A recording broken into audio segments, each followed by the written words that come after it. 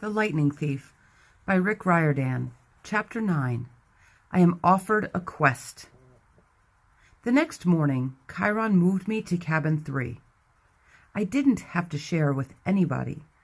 I had plenty of room for all my stuff, the Minotaur's horn, one set of spare clothes, and a toiletry bag. I got to sit at my own dinner table, pick all my own activities, call lights out whenever I felt like it, and not listen to anybody else. And I was absolutely miserable. Just when I'd started to feel accepted, to feel I had a home in cabin 11, and I might be a normal kid, or as normal as you can be when you're a half-blood, I'd been separated out as if I had some rare disease. Nobody mentioned the hellhound, but I got the feeling they were all talking about it behind my back. The attack had scared everybody. It sent 2 messages. 1, that I was the son of the sea god, and 2, monsters would stop at nothing to kill me. They could even invade a camp that had always been considered safe. The other campers steered clear of me as much as possible. Cabin 11 was too nervous to have sword class with me after what I'd done to the Ares folks in the woods, so my lessons with Luke became one-on-one. He pushed me harder than ever and wasn't afraid to bruise me up in the process. "You're going to need all the training you can get," he promised as we were working with swords and flaming torches. "Now let's try that viper beheading strike again. 50 more repetitions." Annabeth still taught me Greek in the mornings, but she seemed distracted. Every time I said something, she scowled at me as if I'd poked her between the eyes. After lessons, she would walk away muttering to herself. "Quest. Poseidon? Dirty rotten. Gotta make a plan." Even Clarice kept her distance, though her venomous looks made it clear she wanted to kill me for breaking her magic spear. I wished she would just yell or punch me or something. I'd rather get into fights every day than be ignored. I knew somebody at camp resented me because one night I came into my cabin and found a mortal newspaper dropped inside the doorway, a copy of the New York Daily News, opened to the Metro page. The article took me almost an hour to read because the angrier I got, the more the words floated around on the page. "Boy and mother still missing after freak car accident" by Eileen Smythe. Sally Jackson and son Percy are still missing 1 week after their mysterious disappearance. The family's badly burned '78 Camaro was discovered last Sunday on a North Long Island road with the roof ripped off and the front axle broken. The car had flipped and skidded for several hundred feet before exploding. Mother and son had gone for a weekend vacation to Montauk, but left hastily under mysterious conditions. Small traces of blood were found in the car and near the scene of the wreck, but there were no other signs of the missing Jacksons. Residents in the rural area reported seeing nothing unusual around the time of the accident. Ms. Jackson's husband, Gabe Ugliano, claimed that his stepson, Percy Jackson, is a troubled child who has been kicked out of numerous boarding schools and has expressed violent tendencies in the past. Police would not say whether son Percy is a suspect in his mother's disappearance, but they have not ruled out foul play. Below are recent pictures of Sally Jackson and Percy. Police urge anyone with information to call the following toll-free Crime Stoppers hotline. The phone number was circled in black marker. I wadded up the paper and threw it away, then flopped down in my bunk bed in the middle of my empty cabin. "Lights out," I told myself miserably. That night, I had my worst dream yet. I was running along the beach in a storm. This time there was a city behind me, not New York. The sprawl was different. Buildings spread farther apart, palm trees and low hills in the distance. About 100 yards down the surf, 2 men were fighting.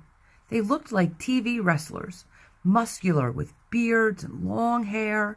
Both wore flowing Greek tunics, one trimmed in blue, the other in green. They grappled with each other, wrestled, kicked and head-butted, and every time they connected, lightning flashed, the sky grew darker, and the wind rose. I had to stop them.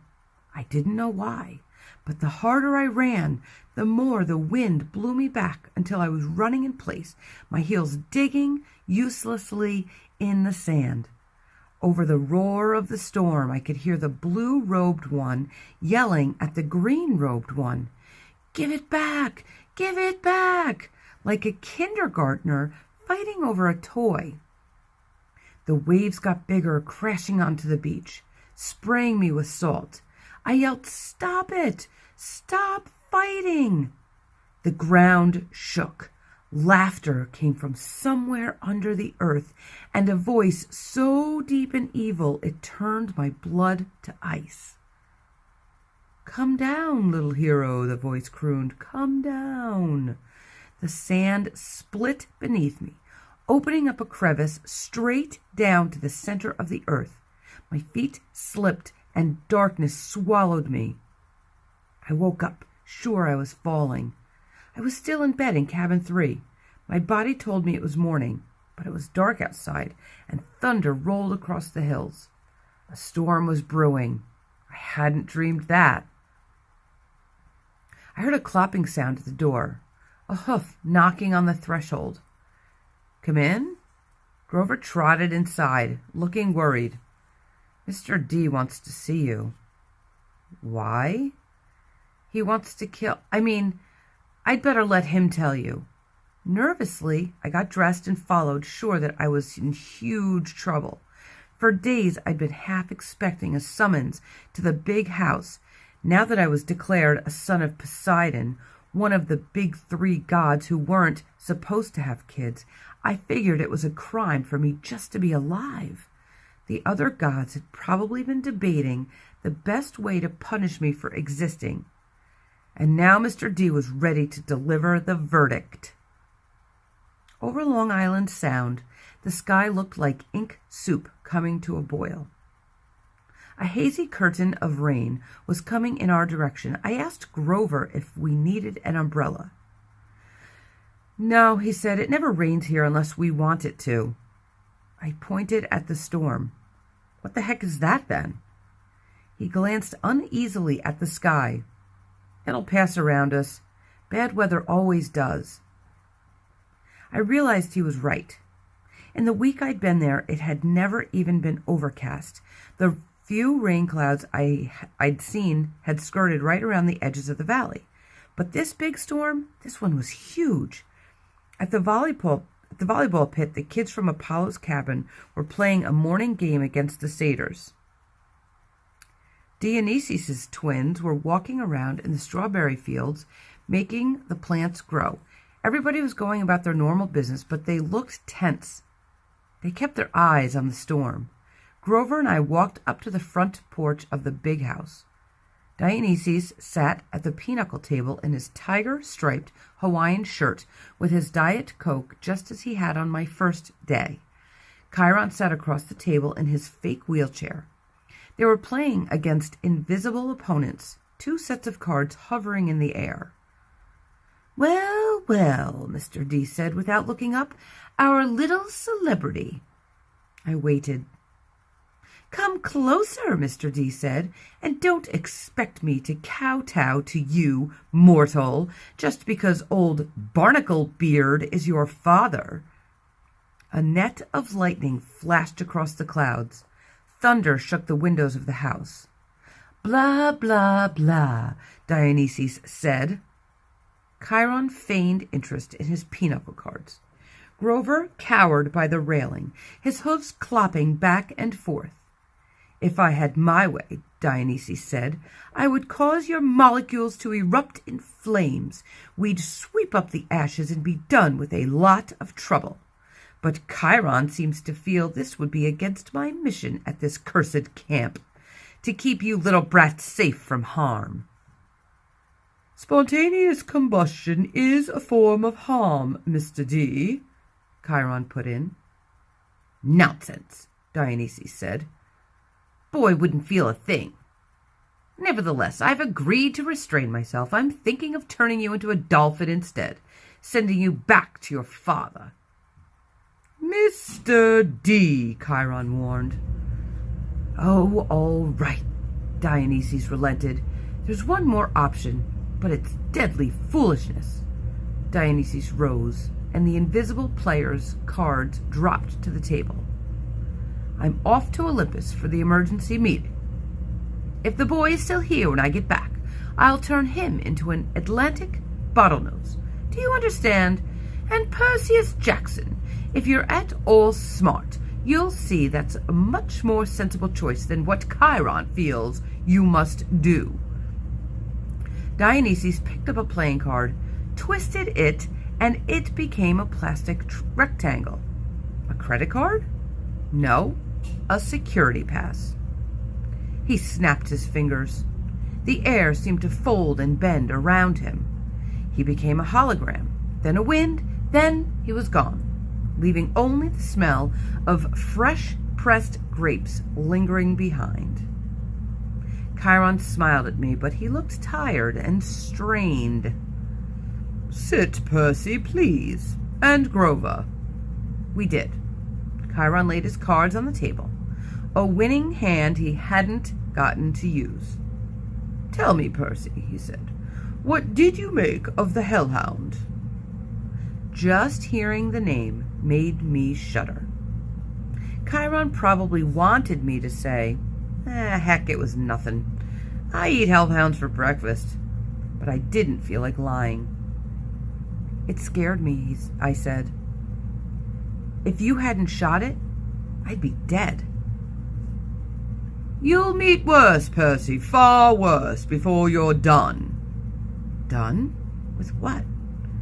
"Your quest, of course. Will you accept it?" I glanced at Grover, who was crossing his fingers. Sir," I said, "you haven't told me what it is yet." Chiron grimaced. "Well, that's the hard part. The details." Thunder rumbled across the valley. The storm clouds had now reached the edge of the beach. As far as I could see, the sky and the sea were boiling together. "Poseidon and Zeus," I said, "they're fighting over something valuable, something that was stolen, aren't they?"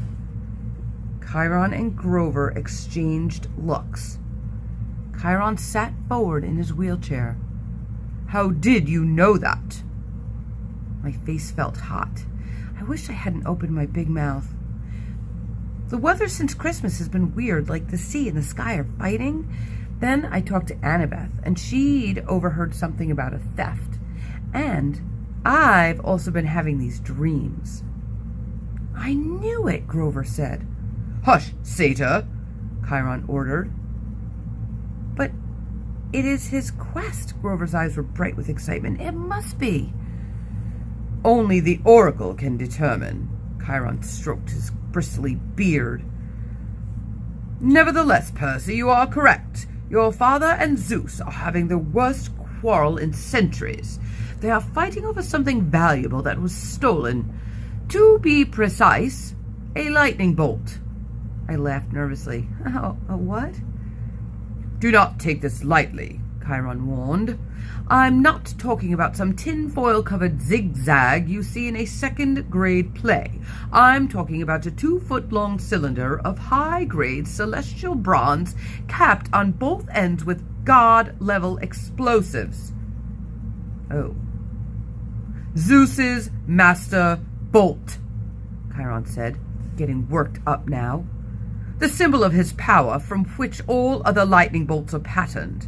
The first weapon made by the Cyclopses for the war against the Titans. The bolt that sheared the top off Mount Etna and hurled Kronos from his throne. The master bolt, which packs enough power to make mortal hydrogen bombs look like firecrackers." "And it's missing?" "Stolen," Chiron said. "By who?" "By whom?" Chiron corrected. Once a teacher, always a teacher. "By you." My mouth fell open. "At least," Chiron held up a hand, "that's what Zeus thinks. the winter solstice, at the last council of the gods, Zeus and Poseidon had an argument. The usual nonsense. Mother Rhea always liked you best. Air disasters are more spectacular than sea disasters, etc. Afterward, Zeus realized his master bolt was missing, taken from the throne room under his very nose. He immediately blamed Poseidon. Now, a god cannot usurp another god's symbol of power directly. That is forbidden by the most ancient of divine laws, but Zeus believes your father convinced a human hero to take it. But I didn't. Patience and listen, child, Chiron said. Zeus has good reason to be suspicious. The forges of the Cyclopses are under the ocean, which gives Poseidon some influence over the makers of his brother's lightning.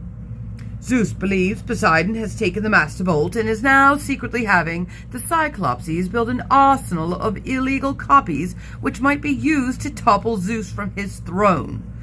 The only thing Zeus wasn't sure about was which hero Poseidon used to steal the bolt. Now, Poseidon has openly claimed you as his son. You were in New York over the winter holidays. You could have easily snuck into Olympus. Zeus believes he has found his thief. But I've never been to Olympus. Zeus is crazy. Chiron and Grover glanced nervously at the sky. The clouds didn't seem to be parting around us as Grover had promised. They were rolling straight over our valley, sealing us in like a coffin lid. Percy? Grover said. We don't use the C word to describe the Lord of the Sky. Perhaps paranoid, Chiron suggested. Then again, Poseidon has tried to unseat Zeus before. I believe that was question 38 on your final exam. He looked at me as if he actually expected me to remember question 38. How could anyone accuse me of stealing a god's weapon? I couldn't even steal a slice of pizza from Gabe's poker party without getting busted. Chiron was waiting for an answer. Something about a golden net, I guess? Poseidon and Hera and a few other gods, they trapped Zeus and wouldn't let him out until he promised to be a better ruler, right? Correct, Chiron said. And Zeus has never trusted Poseidon since. Of course, Poseidon denies stealing the Master Bolt. He took great offense at the accusation.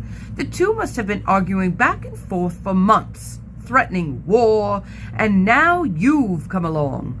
The proverbial last straw. But I'm just a kid.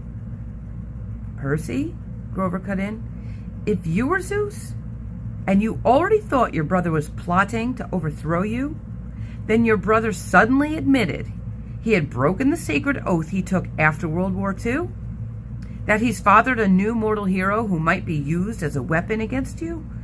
Wouldn't that put a twist in your toga? But I didn't do anything. Poseidon, my dad, he didn't really have this Master Bolt stolen, did he? Chiron sighed. Most thinking observers would agree that thievery is not Poseidon's style, but the sea god is too proud to try convincing Zeus of that. Zeus has demanded that Poseidon return the bolt by the summer solstice. That's June 21st, 10 days from now. Poseidon wants an open apology for being called a thief by the same date. I hoped that diplomacy might prevail, that Hera or Demeter or Hestia would make the two brothers see sense, but your arrival has inflamed Zeus's temper. Now neither god will back down unless someone intervenes. Unless the Master Bolt is found and returned to Zeus before the solstice, there will be war. And do you know what a full-fledged war would look like, Percy? Bad, I guessed.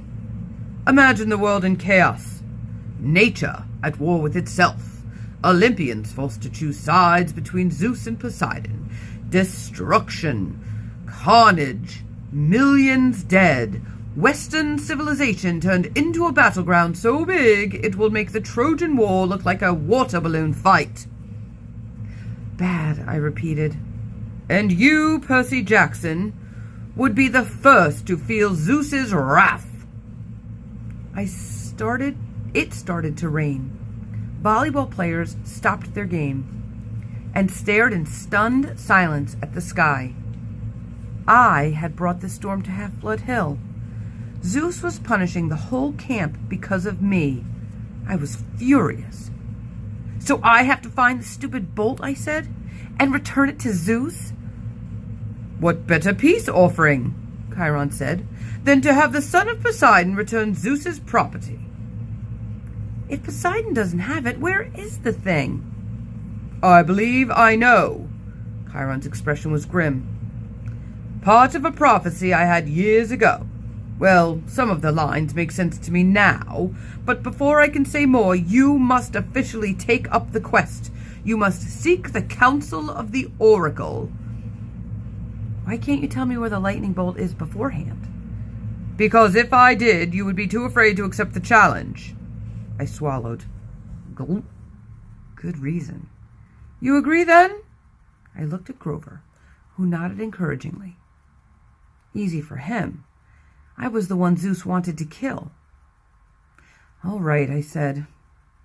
It's better than being turned into a dolphin. Then it's time you consulted the Oracle, Chiron said. Go upstairs, Percy Jackson, to the attic. When you come back down, assuming you're still sane, we will talk more.